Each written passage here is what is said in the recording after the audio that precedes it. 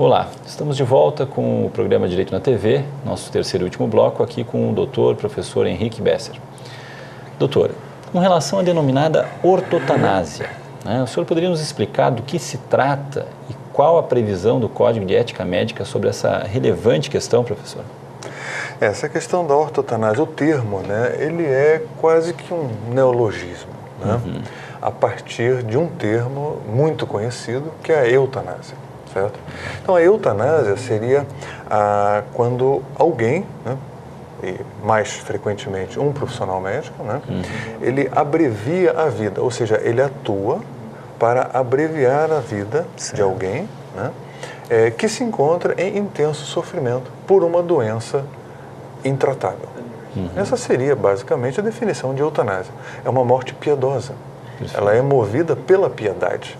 Para poder caracterizar a eutanásia, tem que haver esse... Senão seria um homicídio. Senão seria um homicídio, exatamente. Então, é um homicídio piedoso. Certo. Digamos assim. Traduzindo, é isso aí. E aí, o que aconteceu ao longo dos anos? Surgiu a antítese da eutanásia, que é a distanásia. A distanásia é aquela teimosia em ficar esticando ao máximo uma circunstância que é intratável, prolongando de forma inútil o sofrimento daquele paciente e da família. Certo. Aí são os dois opostos. Exatamente, são os dois opostos. Onde aquela obsessão, aquela obstinação terapêutica, que é o termo que é usado, acaba apenas adiando. Uma coisa que é inevitável, mas com enorme custo emocional, enfim. Financeiro, todos os aspectos. E aí surge essa situação da ortotanásia, que seria aquela circunstância que se assemelha, talvez, a uma eutanásia passiva, mas não é bem esse o caso. Houve muita discussão. Inicialmente, o próprio Poder Judiciário não aceitou a ortotanásia, achando que era eutanásia. Que era algo camuflado. E tal. Mas, com o tempo, houve convencimento, houve um entendimento de que isso é legal e é ético. Não é crime, vamos dizer assim. Isso é bem recente. Essa aceitação por parte do Poder Judiciário, lá em Brasília, é bem recente. Foi uma discussão, então... muito longa, de anos, em que, finalmente, qual é a situação? Um paciente que apresenta uma doença que é intratável, é incurável, que a gente, muitas vezes, usa o termo, talvez não tão apropriado assim como terminal. Certo. E que o médico, junto com o paciente, os dois vão opinar a respeito, resolve que não faz sentido a terapia existente. Até acredito, doutor, pelo sofrimento, pela dor física que deve estar sentindo o paciente também, muitas vezes. Exatamente. E então suspende-se aquilo que extraordinariamente está apenas adiando de forma inútil, com intenso sofrimento. Então, suspende-se essas ações fúteis, inúteis. Agora, existe, casada a essa situação, uma situação nova que entrou no Código de Ética agora. Já é uma coisa aceita, bem discutida, e que agora entrou no corpo do Código de Ética, que são os cuidados paliativos. Esses cuidados paliativos são o quê?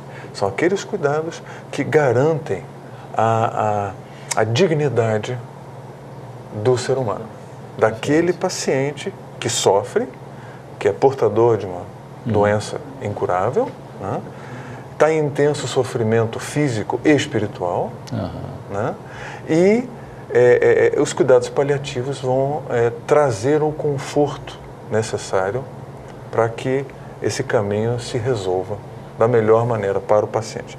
Quando o paciente não pode optar por estar inconsciente, ou seja, a sua autonomia não existe, nessas circunstâncias é ouvida a família. Perfeito. A família, junto com o médico, decidem ou não. Há uma coisa que é importante a gente destacar, que uma coisa é você suspender o que já está sendo feito, ou seja, tira um respirador. Entendo. Essa é uma coisa. Agora, você não iniciar aquilo que é inútil é outra coisa. Já é um pouco mais, vamos dizer São assim, né? circunstâncias diferentes. Interessante, né? interessante. Então, a discussão, eu vou colocar, vou citar aqui o artigo específico no Código de Ética Médica. Certo. Nas situações clínicas irreversíveis e terminais, o médico evitará a realização de procedimentos diagnósticos e terapêuticos desnecessários e propiciará aos pacientes, sob sua atenção, todos os cuidados paliativos apropriados. Perfeito. Essa é a definição, é como o Código de Ética Médica apresenta a ortotanásia. Interessantíssimo, né, professor? Eu acredito que isso já seja algo que já vinha sendo discutido e talvez há muito tempo, não tipificado, vamos dizer assim, mas já vinha acontecendo muitas vezes. Na prática. Na prática acabava sendo acontecendo. Sim, acabava acontecendo. Doutor, é claro, nosso tempo é curto, né, professor? Mas eu gostaria que o senhor encerrasse, né, comentando a seguinte questão. A gente sabe que em Santa Catarina está liderando cada vez mais o número de doadores de órgãos, né? Entretanto, salvo o melhor juízo, esse número pode crescer muito mais. Eu acredito que a nossa sociedade pode contribuir mais. Na sua opinião, o que falta para que as pessoas se comprometam a realizar esse gesto tão nobre para com a sociedade, professor? É uma situação que é complicada. Eu, frequentemente, quando eu estou com meus alunos, né, e a gente entra nessa área, né, eu coloco a seguinte situação. Imagine-se no lugar daquele familiar. Aliás, eu sempre coloco dessa forma. Claro. Imagine-se no lugar do paciente. Né? Qual é o médico que você deve ser? Você deve tentar ser aquele médico que você gostaria que atendesse a tua mãe, teu pai e você. Esse é o médico que você tem que tentar ser. Certo? Muito interessante. No caso aqui... Se colocar no lugar do paciente. Se coloca no lugar. Né? Exatamente. E agora vamos nos colocar no lugar desse familiar, né? Que acaba de receber a notícia de que o seu parente, né, é considerado morto, né, está em morte encefálica. Né? E, olha, precisamos agora retirar os seus órgãos. E aí permitem que a família veja e ele está respirando. Porque o respirador artificial está fazendo movimento. Na verdade, é uma respiração O monitor está mostrando que o coração bate. Né? Mas querem tirar os órgãos. Realmente deve ser uma decisão... É uma situação complicada, sem dúvida muito nenhuma, delicada. Né? Então, cabe ao médico, na verdade, né, essa conversa, essa explicação. Tá? Cabe aos órgãos, né, essa orientação da sociedade. Né? Perfeito. Campanha de esclarecimento. Campanha de esclarecimentos, né? A Secretaria de Estado, né? Talvez até com envolvimento da Associação Catarinense de Medicina, né? Da Associação Médica Brasileira, né? O Sindicato Médico. O movimento de toda da sociedade. Exatamente. Eu acho que é um movimento que vai por aí, necessariamente. Perfeito. Deste modo, agradecemos, professor, imensamente a sua presença aqui, professor Henrique Besser, que nos permitiu conhecer um pouco das mais apaixonantes questões ligadas à medicina. Sem dúvida que eu e todos os nossos telespectadores podemos aprender muito com o senhor. Meu muito obrigado, professor, e volte sempre. Terminamos aqui mais um programa Direito na TV, mas na semana que vem, no mesmo horário, estaremos de volta com outros temas jurídicos de interesse de todos. O programa também é reprisado aos sábados, às 10 horas, e aos domingos, às 14 horas.